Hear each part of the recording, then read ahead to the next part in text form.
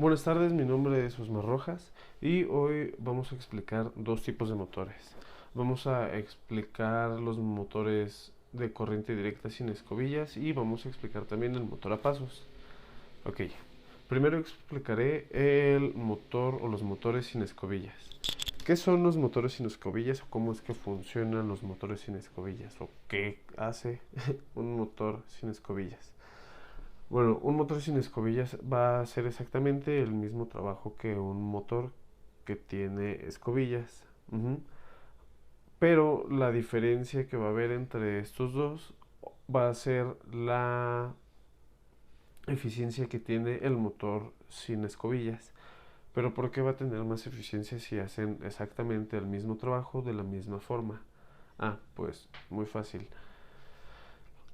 Lo que hace la diferencia va a ser el efecto de rozamiento que existe con las escobillas y que no existe en el motor sin escobillas. ¿Por qué es tan importante este efecto de rozamiento? Bueno, porque este efecto de rozamiento lo que va a hacer es generar una fricción y esa fricción lo que va a hacer es generar un desgaste, así como también disminuir la velocidad en el giro, también, bueno, entre otras cosas. Entonces nosotros al eliminar ese fenómeno de rozamiento o esa fricción, lo que pasa es que vamos a tener una mejor velocidad y vamos a tener pues mayor eficiencia. Pero ahora, ¿cómo es que funciona este tipo de motor? Bueno, para nosotros saber cómo funciona este tipo de motor, lo primero que debemos de saber es que es un electroimán. Es un concepto fundamental para entender el funcionamiento en realidad de todos los motores.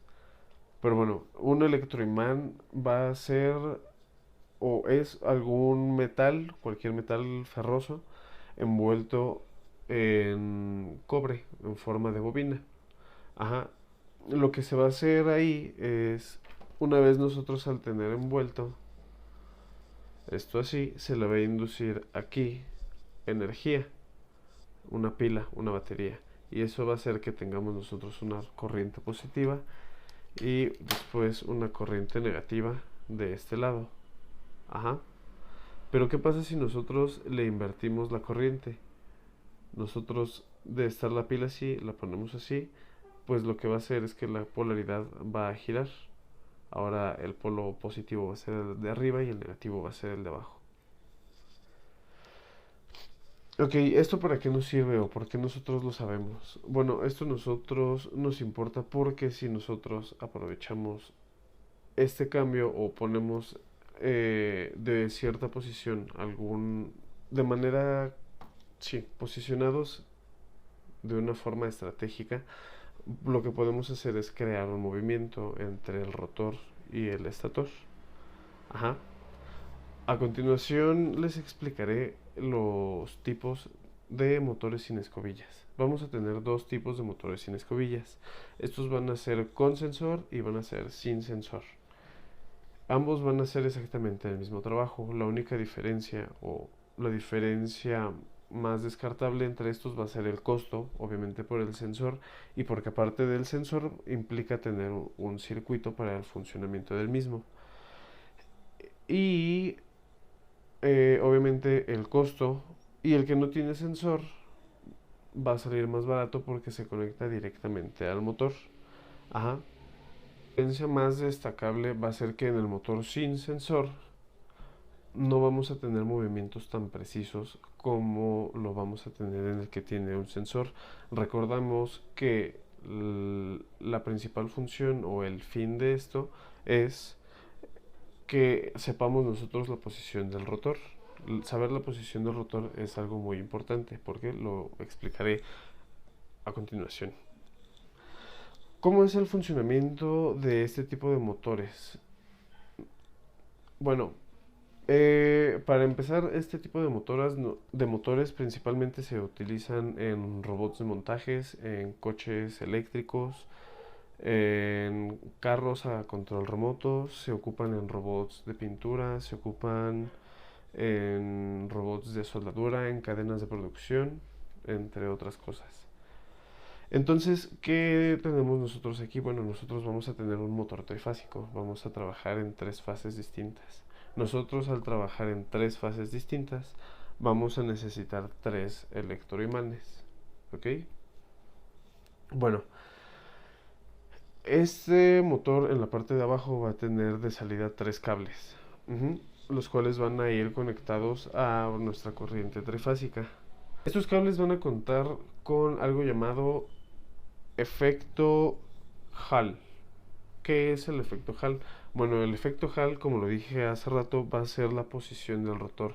Con el efecto Hall nosotros vamos a saber en qué punto del rotor va a estar girando nuestro mismo rotor, si va a estar aquí, si va a estar acá, si va a estar acá, en qué posición va a estar con respecto al estator. Eso es el efecto Hall. Y estos cables normalmente tienen de 3 a un sensor que se encarga de exactamente eso mismo. Si no tenemos el sensor, se va a conectar al controlador, directamente al controlador de velocidad. ¿Ok? Después de esto nosotros tenemos el estator. El estator va a tener un número n de bobinas. En este caso, en el caso del estator que analizamos o el que estoy yo dando a conocer, va a ser de 12 bobinas distintas. Ajá. Y esta va a estar embobinados de forma intercalada.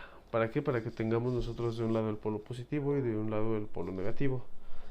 Después de esto vamos a tener una campana de 14 imanes, intercambiando la polaridad para que este mismo pueda tener el giro. Los 14 imanes se encuentran dentro del estator y eso es lo que va a hacer que nuestro rotor dé giro. Dicho de una forma más resumida o sintetizada, nosotros vamos a tener 3 electroimanes armados de tal forma que se forman 4 bobinas por cada electroimán, haciendo un total de 12 bobinas. Eso es principalmente lo que acabo de explicar o dicho de otras formas. Eso va a estar conectado de dos formas distintas. Puede estar conectado en delta o puede estar conectado en estrella. ¿Por qué se conecta en delta? ¿Por qué se conecta en delta o en estrella? Fácil. Nosotros al conectar en estrella vamos a tener un menor torque. Y pues al conectarlo en delta vamos a tener un mayor torque. Recordemos que al tener mayor torque tenemos menor velocidad y al tener menor torque vamos a tener mayor velocidad. Hay algunos tipos de motores que ocupan ambos, que hacen un cambio para poder tener un buen arranque y después para tener más eficiencia o aumentar la velocidad, continúa, se conecta de forma distinta. ¿Cuáles son las ventajas y cuáles son las desventajas de este tipo de motores? Bueno, las ventajas vamos a tener que son motores robustos. Una ventaja enorme es que no va a existir el sobrecalentado o al estar hechos de forma para que disipen el calor, estos no van a tener el riesgo de sobrecalentarse.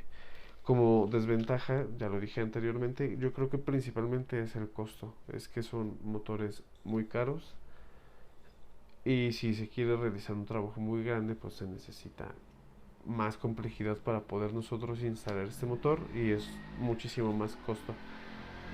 ¿Cuándo se quieren usar este tipo de motores? Este tipo de motores se utiliza cuando queramos muchas revoluciones por minuto o unas velocidades muy grandes y que duren algo de tiempo. Que tengamos planeado una vida útil para el mismo motor y pues principalmente que tengamos para comprar el motor porque como dije es un poco caro. Bueno, a continuación voy a explicar el motor paso a paso de sistema simple o bucle abierto. Lo voy a explicar muy fácil con un bote y con estas de aquí. Ajá.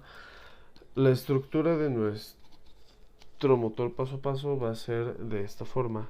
Ajá. Va a ser un motor de reductancia variable. Va a tener, en este ejemplo tenemos nuestro estator va a tener 6 dientes distintas. Recordamos que este tipo de motores va a controlar la posición angular del rotor sin un circuito cerrado de realimentación, o sea que de aquí nosotros podemos controlar el giro que le querramos dar, si va a ser aquí, completo, giro brusco o queremos que avance poco a poco. ¿Se ve?